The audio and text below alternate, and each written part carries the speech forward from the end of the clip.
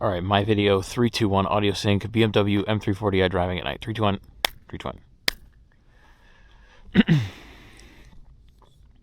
All right, welcome back to the channel. This right here is the 2026 BMW M340i 50 Jahre Edition. Basically, it's the 50th anniversary edition of the 3 Series.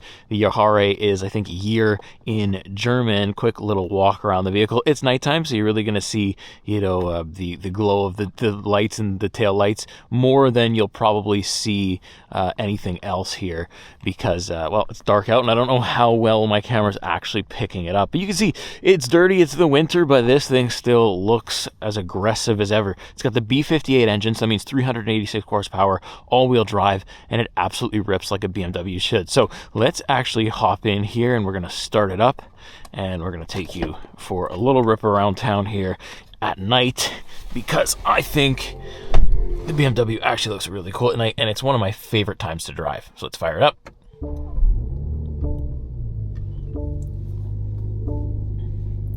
Everything comes to life.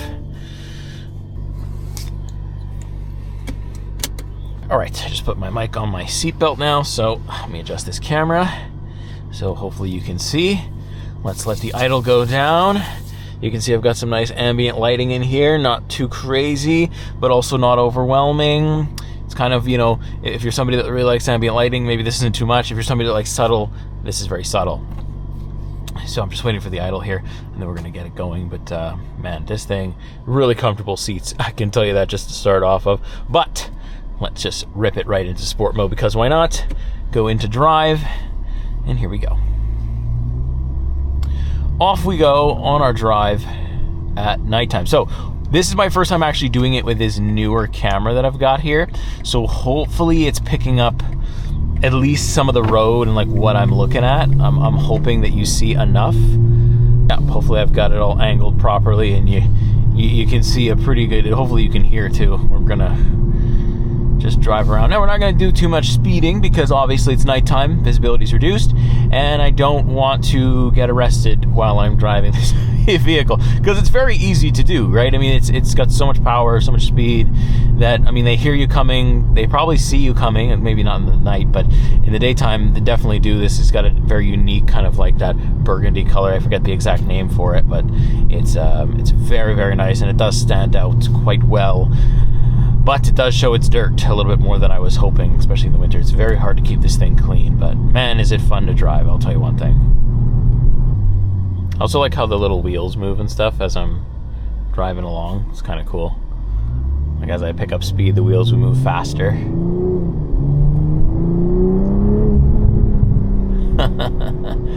Oh man, so I am on winter tires as well, because it's actually mandatory here in Quebec. I have to have them. I can't drive on the roads without them, so unfortunately I don't really know how that changes the grip. I feel like this thing would hook up probably a whole lot better in the summer with grippier tires, but even saying that there's more performance in the tank in warmer weather, and this thing is ridiculous, because the performance that it has just in the winter on winter tires is unbelievably quick. I mean, this thing is just a little weapon, a street legal weapon. You don't really need much more than this. I think there's a lot of arguments for like the M3, full M3 versus M3 lights. I mean, you can call this a light all you want, but there's nothing light about it. Like it's really fast, really responsive, and it's honestly all you need for the street. I think if you're like, looking for like a track weapon, then obviously M3 is probably the way to go. It's got more aggressive, suspension. It's probably got a little bit more horsepower, because this thing says like 384 horsepower, but I'm sure it's into the 400s.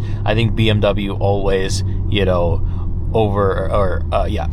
under promise, over deliver. That's what it is. There we go. Jeez, the English language doesn't come easy to all of us, right?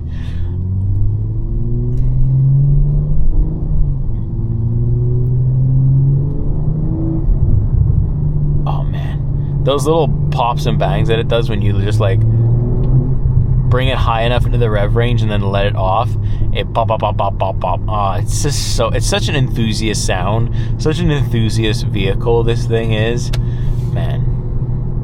All right, we're getting some dark streets here, so let's actually slow down a little bit. There's nobody behind me. There's somebody in front of me though, but should be fine. We're not going to completely stop. We'll go from like 25 all the way up. So let's go.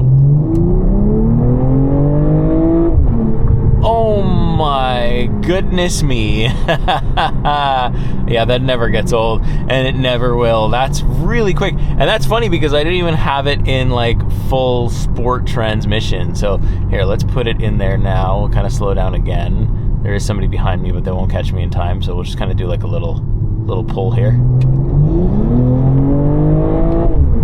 Oh my God, it just wants to go, and it stays so high in the rev range before shifting up because it doesn't want to stop. It doesn't want me to like let my foot off the gas at all. It just wants to go. Man.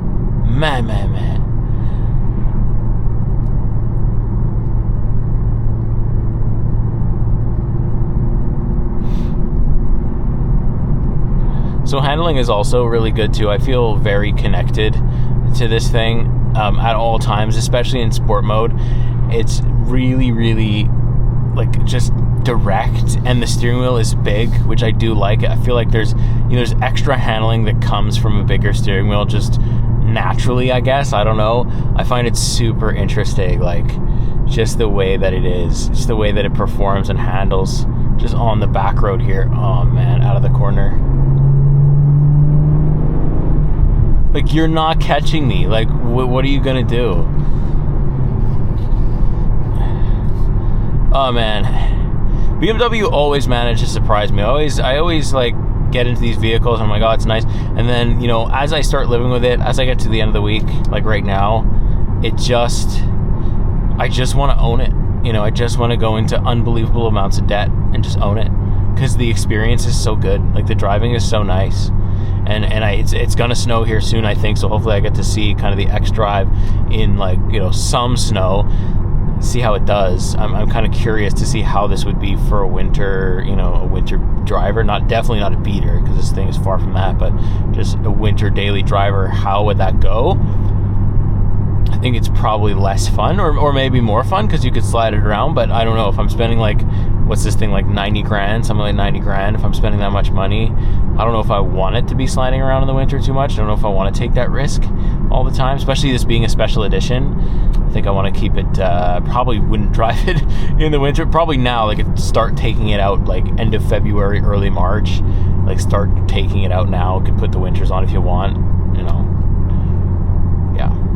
I think visibility is also really good, and ride quality is not too bad despite it being a sedan, and I'm driving in the roads of like Quebec, which are always pretty nasty and brutal, and they're not good with vehicles at all. So I mean, it could be worse, right?